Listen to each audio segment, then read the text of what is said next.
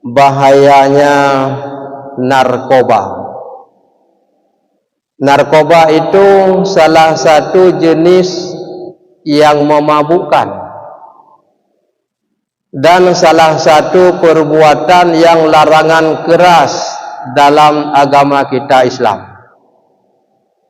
Dalam surat Al-Maidah ayat ke-90 disebutkan, Bismillahirrahmanirrahim, Ya ayyuhalladzina amanu, wahai orang-orang yang beriman. Berlaku semua kepada orang yang beriman, jelas dia orang Islam.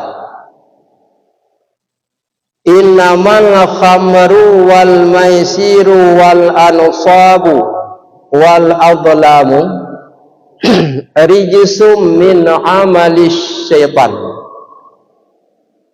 Sesungguhnya minuman keras, arak, perjudian, pertaruhan, menyembah sesuatu yang bukan Allah, menyembah iblis dan syaitan, itu termasuk perbuatan larangan keras, bahagian daripada yang dilakukan oleh syaitan.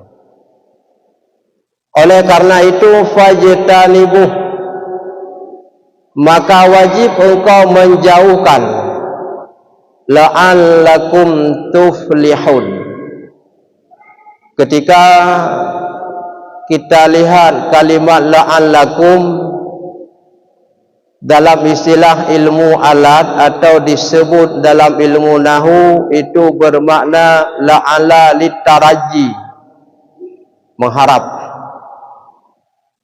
Salah satu contoh yang disebut dalam kitab nahu atau dalam kitab Awamil Tahrirul Aqwal,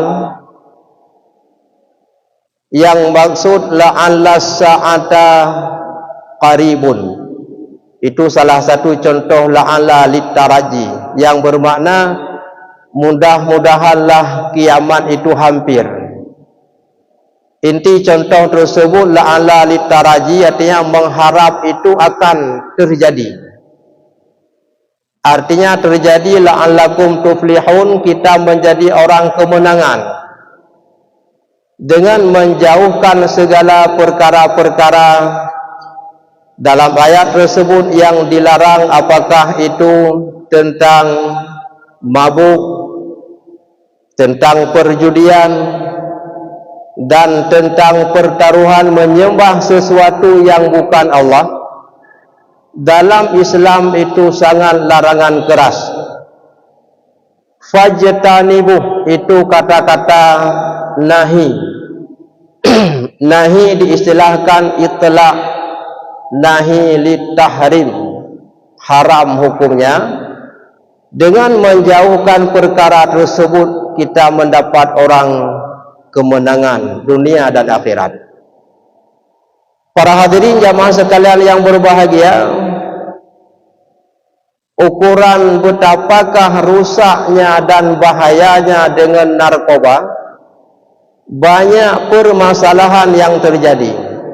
Mabuk, pertaruhan, perjudian, banyak rumah tangga hancur, banyak hubungan saudara putus, bahkan kita banyak permusuhan, bahkan rumah tangga sampai berujung kepada penceraian diakibatkan larangan tersebut. Bahkan dalam hadis pun dinyatakan kullu miskirin khamrun, setiap yang memabukkan itu namanya khamar, atau yang disebut dengan arak, minuman keras.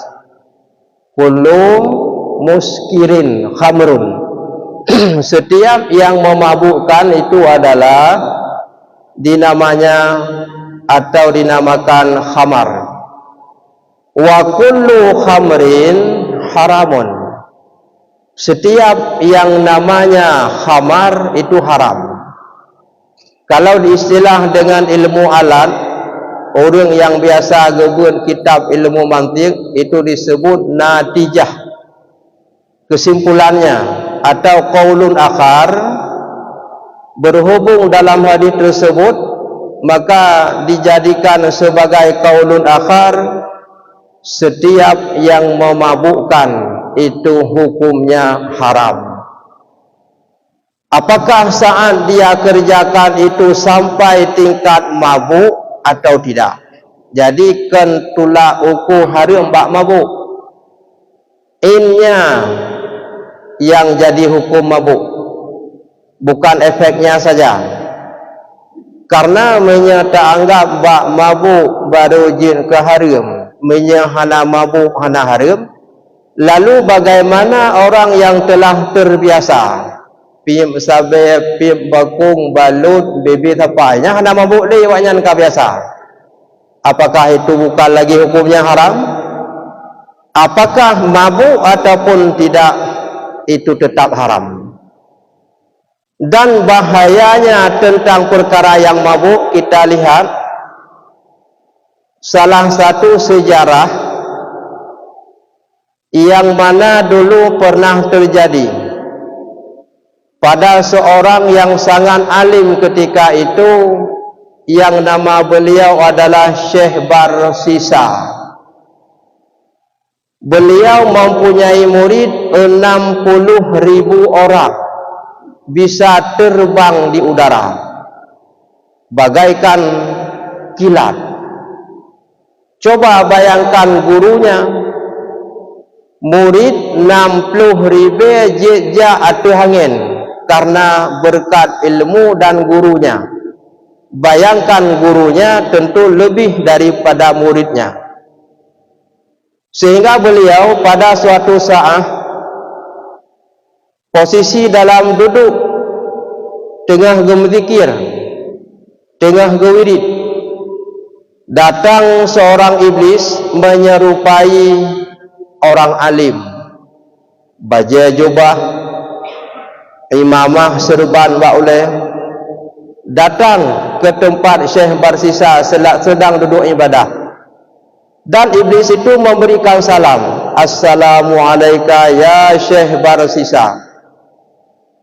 Kemudian Syekh Barsisa melihat nampaknya seorang yang paling alim. Katanya, sawadrowana. Iblis menyerupai dengan manusia, dia menjawab, saya orang alim. Selama beberapa hari dan beberapa malam saya sanggup ibadah, tidak makan, tidak minum, tidak pernah tidur. Hana payah hana makan, hana minum, walaupun sedikit, sanggup ibadah beberapa malam. Lalu bagaimana kamu Barsisa, sanggup atau tidak? Barsisa menjawab, ilun menyok ibadah jangankan padu muro padu malam, puluhan tahun sanggup. Tapi hana mufiat, hana makan, hana minum becut, nyan ilun yang hana sanggup. Lalu Barsisa bertanya, ada apa teknik atau resep yang sanggup berbuat ibadah, tidak pernah tidur, makan dan minum? Jawab iblis, wahai Barsisa, mangat 3 alam tak ibadah kepada Allah, maka kata tak puput zina lain. Kerjakan dulu perbuatan zina. Barsisa marah, menyanyan tayak pernah balun nyan pintu tuhah abarat tuhah petak. Hanam tu dengar. Iblis pandai merayu, tak akui, digusuk baru. Barsisa, bukankah kita orang berilmu? Tahanlah kemarahanmu. Baik bengih. Hanya bengih-bengih dia urum ilmu. Mantangna jalan lain untuk kata tak ibadah, murau-urau hana hana makan, hana minum. Cara lain, bunuhlah seorang mukmin yang tidak bersalah. Yang kata ketiga tak ibadah. Bengih lam Barsisa, menyanyian halun tim yang perbuatan paling raya dosa. Hana mampu untuk lo bertanggung jawab dengan Allah. Kelam iblis dirayung. Mantangna jalan yang lain wahai barsisa, anda minum arak sedikit saja. Menyo kata arak, nyan tak ibadah mau minggu-minggu. Hana payah mangat 3 ibadah. Sanggup hana makan, hana minum, minumlah arak. Lalu barsisa berpikir, berzina dosa besar, membunuh orang dosa besar. Kalau minum sedikit arak, sang naubit mecut, terpengaruh dengan rayuan iblis. Bak gepeki mangat 3 ibadah hana tengun, musiat sanggup murau-urau hana makan, hana minum, gejiblah arak mecut. Pan arak gejib, bahasa katanya gejak ukudele, gejak upekan. Ya belum arak. Liah geblau arak, kebetulan yang mekat arak seorang perempuan yang paling cantik rupanya. Lagak tak urina mekat arak. Liah gejib arak, mabuk.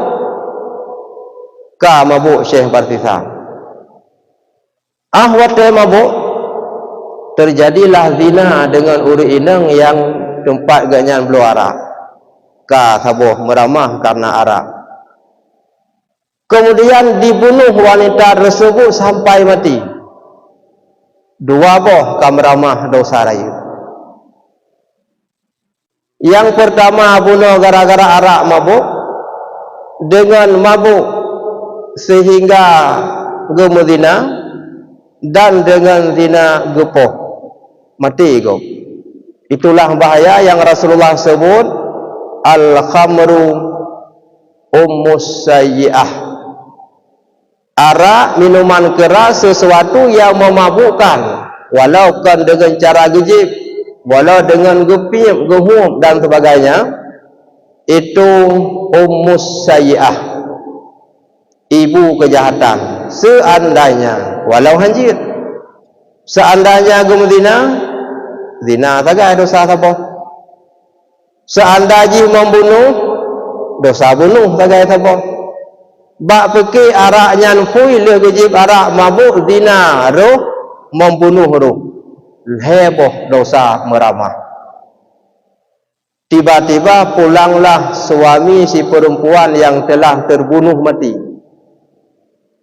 Uri inang yang kamati le gepoh lebar sisa bunuh walakau. Mengamuk bengeh lakau uri inang nyan. Lalu genuk hukum genuk poh mati barsisa. Datanglah iblis tadi yang menyerupai manusia, nyan kai pedih drawai. Ikun bak lako sinang nyan. Bekkah yang po taba menteng bak qadhi, bahasa sekarang pengadilan agama atau mahkamah syariah. Lalu dihukum barsisa tersebut dengan hukuman disalib dan disulah. Dicok cabung ke rumah gepetincu, getop dalam tubuh barsisa, tembus sampai ke utak. Watenyan barsisa menyesal. Datang lagi iblis yang tadi, barsisa, kah tak kenang pengun. Padahal ilmu kah luar biasa. 60,000 murid atau hangin je ijah. Belum kah. Tapi urunnya mati di tangan kamu. Wahai barsisa, butuhkah ada bantuan kami? Kun barsisa, ka bantu ulun siat. Sangat butuh bantuan. Okey, tapi punya syarat. Punya syarat?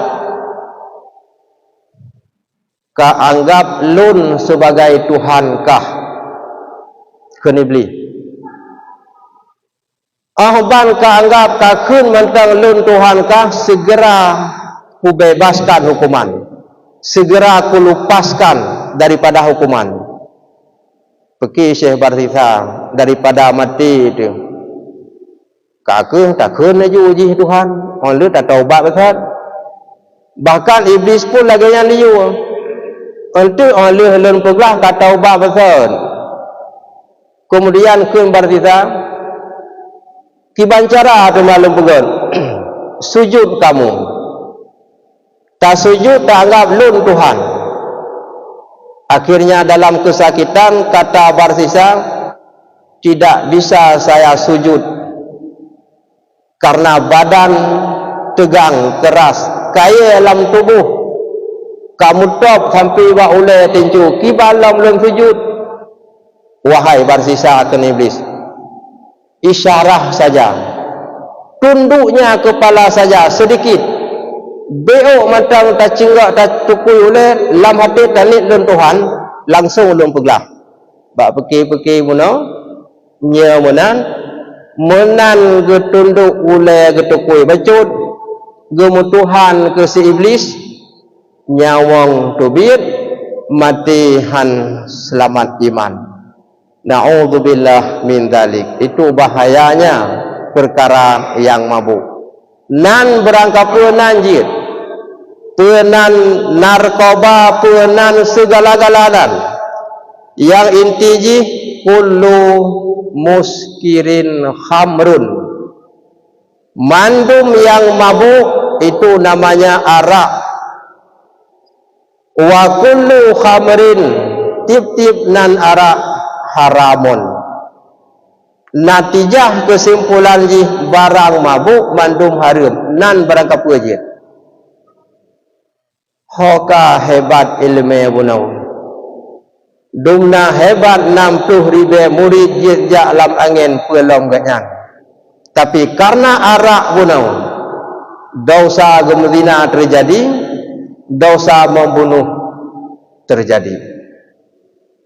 Dan takalalam nyata pegah sejarah lebih terarah karena nyata ceramah dosa mono kelebihan mudi lebih terarah dengan sejarah dah pegah. Dulu pernah terjadi anak daripada Sayyidina Umar yang disebut dengan Abu Syamah, nama asli Ubaidillah bin Umar. Nama asli Ubaidillah. Beliau sering hidup dalam kesakitan. Kabilam sakit enggaknya. Tiap urau, tiap minggu, mau bulan-bulan hidup ganyan dalam sakit. Bak sabah urau, gebi pulih sakit li Allah sehat. Mampu abah getih katib sakit, wate sehat kan tiap main tiap. Tajak gedih, tawik gedih. Tiba-tiba dalam permainan perjalanan tersebut beliau masuk dalam kampung orang kafir. Mereka tahu itu anak Sayyidina Umar, dijamukan, itu mulia itu jamnya. Ternyata air yang dihidangkan jamuan tersebut adalah ia mabuk, ia arak. Nama tersebut yaitu Ubaidillah Abu Syamah anak Sayyidina Umar tidak tahu bahawa itu air daripada arak. Gejib ahli gejib kata lain gayan siragwa kamabuk barauh. Ternyata dalam kondisi mabuk terlihatlah seorang perempuan sedang tidur di teras rumah samping jalan. Nanuk darah. Bak terah pindah jalan yang gaknya lewat. Kondisi kamu bu. Mohon maaf, beribu maaf. Terjadilah pemaksaan, pemerkosaan, kagu zina uru inangnya. Kagulho uru inangnya buno. Lam kadama bu. Bulan kemudian setelah itu perempuan tersebut tertahanlah darah haidnya, ditanda proses kehamil. Hanali tubit darah haid. Ya pariksa, ternyata kapasti ganyan hamil. Budak hurinang nyan guna melapor bak Sayyidina Umar. Umar watanya baca khutbah Jumaat. Gepreh Umar tubit disampaikan, wahai Umar, yang kata koh cerita, artinya tingkat cerita tampilahi anaknya. Gebana Umar, ini cucumu. Umar bertanya, cucu sah ataupun tidak? Perbuatan halal atau haram? Jauh orang kafe, bagiku halal, bagi anakmu haram. Bagi lun halu karena lun urung kafe. Nya cucoro ni. Betul. Gepu sumpah oleh Sayyidina Umar bahwa benar anak itu hasil zina dengan anaknya Ubaidillah. Kemudian Umar gua barumo duduk makan bersama dengan anak Ubaidillah ne kalau bu ka ayah kena oleh duk ngayah tiat terhormat urang awai mungkin yang dia bantalah hai dia pejabu kada tampoi itibi ulua mentang talid ulua tatipak gerbang Umar geduk duk lian dengan ayah katib ada melumpak duk hayane lum pegah bak kata hukum Allah di urang akhirat lebih raya hidunya ubiu sagai hukum nya anu kata ka pernah tamdina sampai lahir ane ayah hana lun nya na tagok pegah panena tagok pegah ke Sayyidina Umar pan dengar ayahnya gejawab hayane Rasulullah nali ka wafat sandaji na Rasulullah wafat natun wahyu tukang pegah sampaikan bak kamu nyo dari yang bersangkutan yang pegah han diakui je anu dodo pegah anu ubidhan ada hukuman dalam dunia raya tatan anu dengan hukum di urang akhirat dalam dunia pada murah tepu pada murah urang tepu domdang taga urang aib andai kata di PI bak media pada murah urang yang nakalan bak media domnan malai urang akhirat anu sabo dunia tak bodohnya orang kalangan tak pernah taturi tak pernah merompak ungging mandu mana aib dia berada tahan. Akhirnya Ubaidillah menyerah. Ayah, betul ayah. Memangnya kalau puput, pakan anak dah puput. Watai boleh sakit lun ayah bak lun yak main. Itu pun lun anak ayah ipu mulia lun. Ipu tamang bak rumah. Ternyata ia arak yang dibi karuh lun jib mabuk siralan wolong kalan urinang ruh lun haurnya sehingga Sayyidina Umar nyan sahabat Nabi bunuh di masjid kalih gupegah preh le tiat tinau lun yak wo rumah tiat sahabat hana depu apa masalah tiba-tiba gecok anu Ubaidillah gemat bak jaro geba ke masjid di hadapan sahabat. Singkat cerita, gerajam. Wate gerajam, gue pakai algojo yang bernama Biflah namanya. Raya panjang urung. Kaya penuh regam. Sumupot mujud-mujud budah dang kan hanya no mentang haji melebih bihung becut. Budah dang penuh regam paling 3 orang rumput. Trap rumput. Kalau lebih sertu gah hana mati lam. Kalian ayah nepu piyuh siat. Lun gerah dat nyawong sang karab itu bin mbak ujung ayah. Lebih ayah taboh lahi mentang lun jib. Bila lun meninggal dalam minyak nyawa kalau lun jib ayah.